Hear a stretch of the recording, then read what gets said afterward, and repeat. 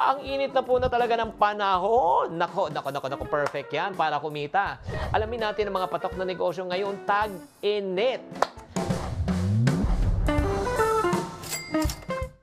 Hi there, this is Shinkitan, your pambansang wealth coach. Sobrang excited po ako sa mga taong talagang gustong kumita ngayong summer.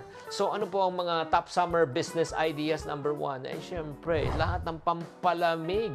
Ice candy, halo-halo, fruit shakes, di ba? Scramble. Ay grabe, instant benta yan, maniwala ka. Pangalawa, ice cream or soft serve.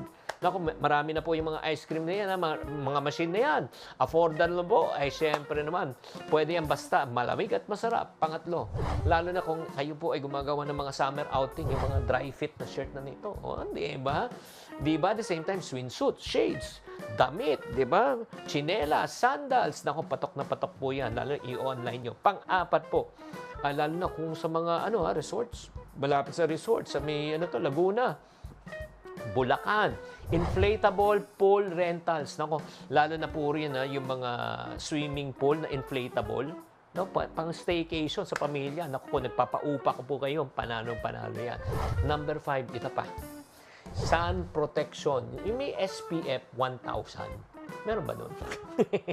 Sunscreen, aloe gel, sun hats. Yung para maprotektahan tayo sa init ng araw. At ito pa. O, ito. Aircon and fan cleaning services. So, di ba? Kasi maraming gumagamit na po ng aircon, di ba? Siyempre, pag gumagamit na doon rumihan, kaya kailangan may naglilinis. At bonus pa, ito pa. Alam mo, maganda pa, water refilling station. Pwedeng party catering, pwedeng bike rentals, pwedeng ang dami pong opportunity. Kaya wag natin sayangin tong summer na ito. Gamitin natin ang init para tayo ay kumita, para uminit din ang ating bulsa. Sana naman na-encourage po kayo at nagkaroon kayo ng idea.